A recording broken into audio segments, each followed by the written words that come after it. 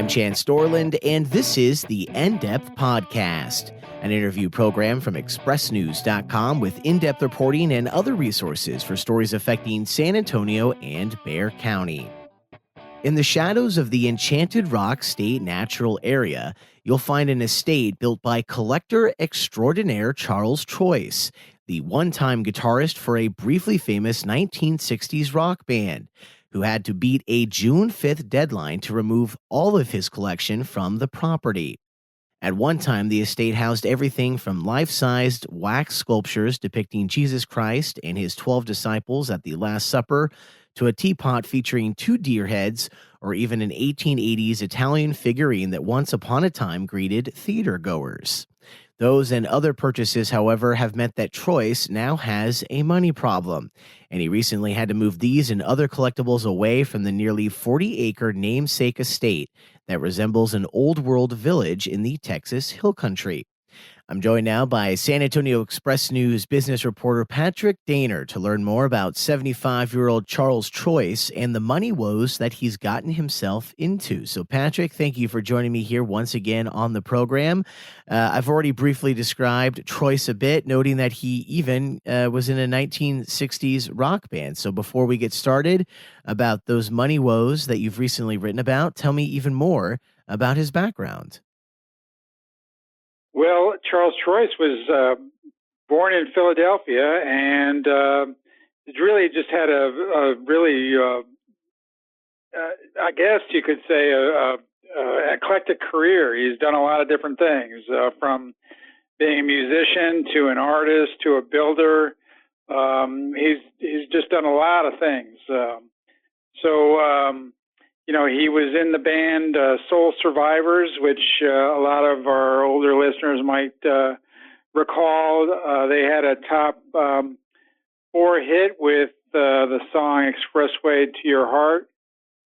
And, he just, he had a career in real estate investing, and he said that's where he made his money. And he's always been a collector of just a vast array of items that are both historic and artistic. He had at the Choice Estate a cap gun collection. When I say cap gun, I'm talking about those guns that kids used to play with. I don't know if they play with them anymore, but I think he had some 5,000 cap guns that he had on display at the Cap Gun Museum on the estate, and that's all been packed up and moved away because he had to relieve his money woes. I want to say about 5 years ago, he took out a loan with the company. And as collateral on the loan, he put up his half interest in the Choice Estate, which is about 40 acres. And he also put up his interest in a painting known as Custer's Last Rally. This is a painting that was done about 5 years after the Battle of the Little Bighorn, and it depicts George Armstrong Custer at that fateful battle, and it's quite the painting. It's 11 feet by 20 feet, so it's not easily displayed, if you will. So we'll get back to talking more about the intricacies of Troy's collection here in a bit, but I want to go back to this estate at Enchanted Rock, as you just mentioned. That's interesting in its own right, and in its own right, part of the collection, I guess you could say. Tell me more about the history of this building. I know that an ex-wife is still involved with the property. Right. Charles Choice built the Choice Estate, he said, with a couple of other individuals, and it's quite the place. As you mentioned, it sort of resembles a old world village. It's got a old time saloon. It's got a chapel where they occasionally host weddings. It had his Cap Gun Museum. It's got an 18-room lodge. and there's also a grotto there where you can go swimming. So it is quite the place, and he's lived. Well, I shouldn't say he's lived there, but he, as I said, he built that about 20 years ago. I want to say. I'm not sure exactly how long it took him to build it, but I know that they had put it up for sale. I want to say 2 or 3 years back, if I'm not mistaken, and it was listed for sale for about $15 million. So, as we've already mentioned, there's quite a lot of fun items in this collection and in your story available now at expressnews.com. You've even written that a star of the A&E show Storage Wars has raved about Troy's collection. What other items can we talk about? I mean, everything I learn about this, the more I kind of want to know. Well, it's, I asked him, what is his, where did his taste lean in terms of collecting? And his response was, I'm all over the board, is what he said. And I mean, he's got a revolver that was owned by Custer. He's got a knife that was, or a dagger that was owned by Napoleon. He had, his collections included Old West cowhide vests and jackets, antique tricycles and toy cars. Just eclectic is the only way to describe it. And I think that, from what I saw, the coup de grace was the wax figurine of Jesus Christ and the 12 disciples at the Last Supper, which those are wax figures that were made by the Stubergs, a mother and daughter who gained fame for their wax figurines. And from what I understand, there are only 2 of these depictions of the Last Supper. So, Patrick, you've already briefly talked about kind of the road that Troyes went down that have led him to his current legal troubles, which I believe involves some court legal disputes, which maybe we can talk about now. But I'm also interested more in perhaps how this all began. I understand he's from a rock band that had I believe you said a number 4 hit on the Billboard charts in the 1960s.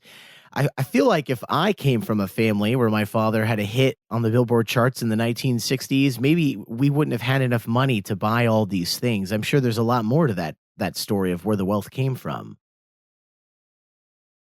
Well, he said his wealth came from real estate investing, and but he was vague on the details of just what exactly what he invested in to earn his riches. I asked him if it was commercial or residential, and he sort of said a little bit of everything. So it's not really clear to me how or what type of real estate he invested in, but that's where he said that that's where he gained his wealth that allowed him to amass this vast collection of items. And I guess the very simple way to describe it now is that the wealth has somewhat dried up. There's some legal disputes. How would you say things are unfolding now?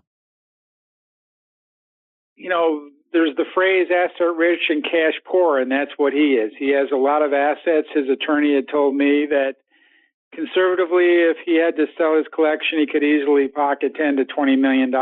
And so it's just a case of he doesn't have cash on hand, so to speak. But I would not say he's not wealthy. His collection is certainly valuable. The Custer painting that I mentioned has been appraised at $22 to $23 million in just a few years ago. So that alone, you can tell, is just from that appraisal is quite a lot. But you're right. I mean, it's not. It just seems like he's got into arrangements with various people that he's gotten sideways with, and it's led to various legal problems. I mentioned the loan that he took out. It was a $2.5 million loan that he put up his half of the Trois estate and the Custer painting. He didn't pay the loan back in the time that was required, and so just a few months ago, the lender on the Trois estate, the lender who loaned him the $2.5 million foreclosed and took his half interest in the estate, and they're still owed about $500,000. So they're trying to arrange for the sale of the Custer painting. So it's not clear yet how that sale is going to occur. It could be possibly an auction, but obviously Charles Trois is hopeful that will bring a lot of money, and it will certainly, I would think, be enough to pay off his debt to his lender. But I think he's hopeful that there'll be enough money left over to possibly reacquire his half interest in the estate. I guess we'll have to wait and see. But he's gotten mixed up with others when things haven't really panned out. He had a arrangement to sell a number of items in his collection with an Ohio auction house, and that didn't really pan out too well. He had received a $300,000 advance from the auction house, and they said that he agreed to put up $2 million worth of items to be auctioned off, and the auction was a bust. They only sold about I think it was $122,000 worth of items, and so the auction house was in the hole for about $188,000 because, as I mentioned, they gave him a $300,000 advance. So that ended up in litigation. Charles Trois alleged that they didn't set any minimum bids on the items, and also alleged that some employees of the auction house were bidding on items, which he said is against the rules of that state as far as auctioneers go.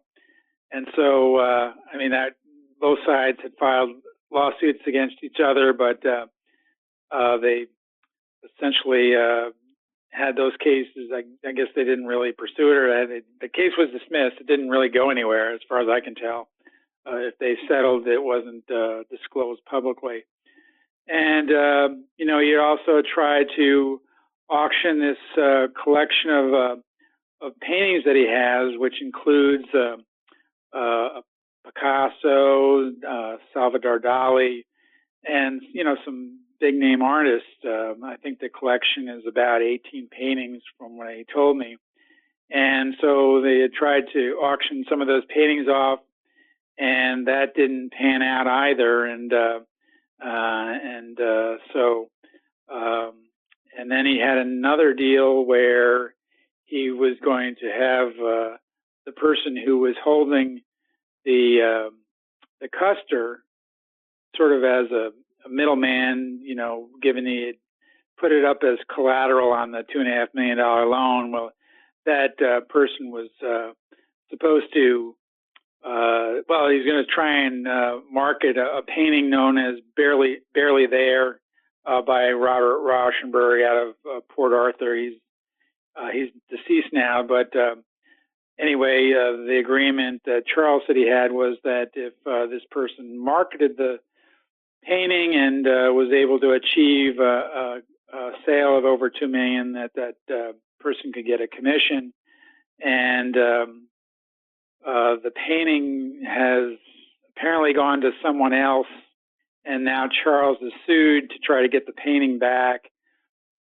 So it's turned into a really big mess. And I would add that as far as that art collection that I mentioned, the 18 paintings that include the Picasso, Dali, he provided me with a contract that he had with the promoter of a cryptocurrency who supposedly was going to buy the the artwork for $125 million, and Charles ended up suing him in Bexar County, alleging that he had reneged, that the buyer, the cryptocurrency promoter, reneged on a deal to buy the artwork, but yet was still claiming ownership of the artwork, which Charles said was interfering with his efforts to find someone else to buy the artwork. So, Patrick, as we wrap up here, I'm not exaggerating when I say we really just don't simply have time on today's episode to discuss everything that you have in your write-up available now at expressnews.com. You've done a great job, but obviously there's a lot more. So if you have more interest, definitely go to the website and check that out. Just now, final thoughts, I guess. What do you think is important for your average San Antonian or anyone who hears this episode? What do you think is important that they should know about this story of the collector Charles Trois and what he's going through right now? It seems like such a tragedy. I guess just my 2 cents that you go to the trouble of collecting all of these eclectic items. I mean, as you've pointed out, there's so much contained in the collection, and then now it's all kind of put in jeopardy.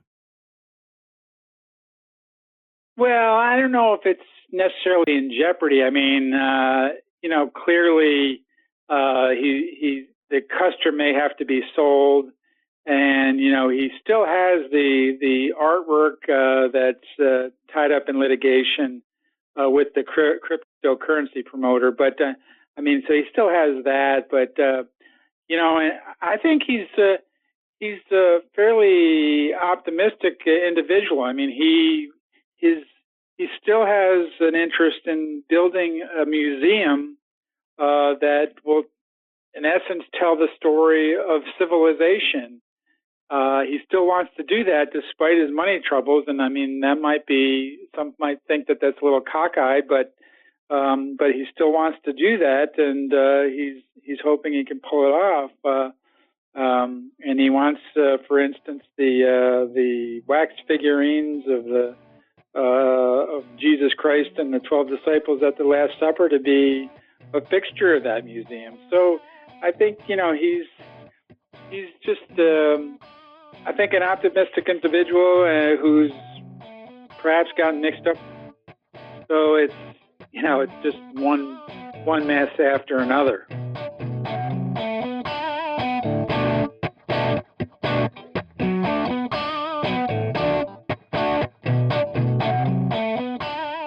And thank you to San Antonio Express News business reporter Patrick Daner for joining me for today's episode of the In-Depth Podcast, an interview program from expressnews.com. For the San Antonio Express News, I'm Chance Storlin.